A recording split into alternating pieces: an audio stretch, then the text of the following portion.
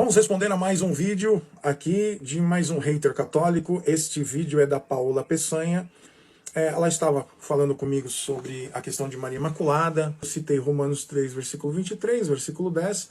E aí eu disse para ela, se você diz que ela não tem pecado, você se torna mentirosa. 1 João, capítulo 1, versículo 8. Vamos ver o que ela disse. Sabe qual que é o problema de vocês? Vocês querem picar a Bíblia. Vocês querem ler só um pedaço da Bíblia. Ou vocês lêem só o primeiro testamento e não lê o segundo. Então quer dizer que a gente lê só um picado da Bíblia. A gente lê o picado da Bíblia. A gente dá toda a teologia da soteriologia e você acha que a gente está picando a Bíblia. Então vamos lá. Por que é que Maria não é imaculada? Eu acho que o pessoal já sabe decor. Mas eu vou responder para você, Paula, mais uma vez nesse vídeo, tá bom? Você sabe muito bem que Adão e Eva pecaram e o pecado entra no mundo. E Paulo cita isso lá em Romanos 5, versículo 12, que diz assim, portanto, assim como por um só homem entrou o pecado no mundo e pelo pecado a morte, assim também a morte passou a todos os homens porque todos pecaram. Ok? Está escrito assim, todos pecaram, a morte passou a todos os homens porque o pecado entra no mundo. Aí você tem Paulo falando sobre a questão do pecado da humanidade, a condição humana. Porque todos se extraviaram, todos pecaram, tá bom? Então vamos que vamos. Lá em Romanos 3, versículo 10, diz, como está escrito, não há um justo nem um sequer. Não há quem entenda, não há quem busque a Deus, todos se extraviaram, a uma se fizeram inúteis, não há quem faça o bem, não há nenhum sequer. Você conseguiu entender? Todos se extraviaram, não existe nenhum justo na terra. Está picado aonde? Isso é o plano de salvação, isso é soteriologia bíblica. O grande problema é que você quer escutar aquilo que você deseja escutar. Aqui não. Aqui a gente vai falar de Bíblia. Você vai para o versículo 23, diz assim, pois todos pecaram e carecem da glória de Deus. Então se todos pecaram, é todos. Maria estava onde? No mundo? O pecado original chegou até ela. Ah, então você vai dizer, Jesus também nasceu. Então o pecado atingiu Jesus? Olha que interessante, toda exceção está registrada. Hebreus 4, versículo 15. Pega a tua Bíblia aí, Paula.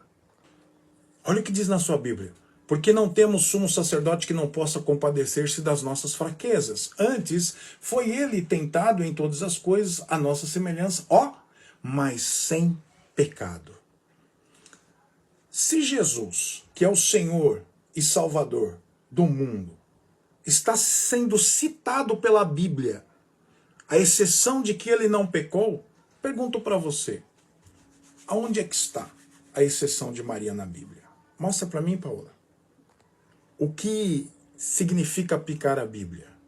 É pegar um versículo, tirar do contexto, arrumar um pretexto e criar uma heresia. Maria Imaculada é uma heresia. Até porque ela mesma reconheceu o seu pecado. Bora lá para o texto bíblico, Paloma? Lucas 1, versículo 46. Então disse Maria, a minha alma engrandece ao Senhor, e o meu espírito se alegra em Deus, o meu Salvador. Olha, que interessante. Ela reconheceu o seu estado de espírito e diz assim, olha, eu me alegro no meu Salvador. Quem precisa de Salvador está perdido de alguma coisa. Mas vamos olhar para o objetivo do nascimento de Jesus. Por que Jesus nasceu? João 3,16. Porque Deus amou o mundo de tal maneira que deu o seu Filho unigênito para todo aquele que nele crê, não pereça, mas tenha vida eterna. Aí depois você vai encontrar um versículo claro falando do porquê Jesus veio ao mundo. Lucas 19, versículo 10. Pois o Filho do Homem veio buscar e salvar o que estava perdido. Olha que interessante. Jesus nasce para morrer por nós no seu sacrifício vicário. Ele se entrega como Cordeiro Imaculado para perdoar os nossos pecados. Não é interessante? E se você vai dizer que isso é pecado? Pode o puro vir do impuro? Responde para mim. Está escrito aonde? Você já ouviu falar por acaso? Você vai falar que a gente pega versículo picado e vai citar Jó 14,4? Pode o puro sair do impuro? Isso é picado. Bora pro texto. Vamos lá pro teu versículo picado. Em primeiro lugar, Jó 14, ele é uma passagem onde Jó roga o favor de Deus por causa da brevidade e miséria da vida humana. tá bom? Mas vamos ler aqui, versículo 1. O homem nascido de mulher e de bem poucos dias é cheio de inquietação, sai como a flor e seca, foge também como a sombra e não permanece, e sobre esse tal abre os teus olhos, e a mim me fazes entrar em juízo contigo. Quem do imundo tirará o puro? Pode o puro sair do impuro? Deixa eu dizer uma coisa para você. Aqui está falando sobre um nascimento comum. Mas você já parou para entender como é que foi o nascimento de Jesus? Foi um nascimento comum ou foi metafísico? Diz aí para mim, Paulo. Isso aqui está falando de um nascimento comum. Agora deixa eu fazer uma pergunta para você. Jesus precisava de Maria para ser puro? Ou ele era puro por ele mesmo? Você está me dizendo que se Maria não fosse pura, não poderia gerar Jesus? Ué, mas não somos templos do Espírito Santo? O Espírito Santo não habita em nós? E nós somos imaculados, Paloma? Agora, teria lógica Deus Pai ter previsto Maria desde lá de Gênesis e mandar a própria mãe cheia de pecado e para Jesus vir nela. Maria, desde Gênesis, você está falando que ela foi preservada desde Gênesis? Não entendi. Você está querendo dizer que existe uma geração de santos para chegar em Maria? É isso? Estranho, né? Prova na Bíblia para mim, Paulo. Onde é que temos uma geração de santos para chegar em Maria? Então a mãe de Maria também era santa, a avó de Maria era santa e por aí vai. Você já percebeu quem está na genealogia de Jesus? Você sabe o que é genealogia?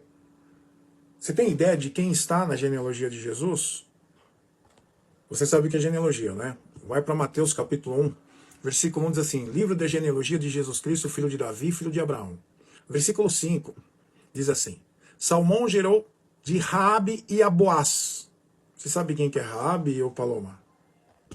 Raabe era uma prostituta. E ela está na genealogia de Jesus. Acho que a tua ideia da questão de uma geração santa até chegar em Maria não bate. Além disso, nós temos Davi, que foi um assassino. E depois nós que picamos os versículos.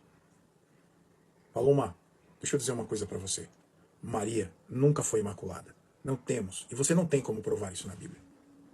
O pior de tudo é que você fala algumas coisas sem conhecimento bíblico. Ou você escutou de alguém, ou você nunca foi procurar na Bíblia se aquilo era verdade.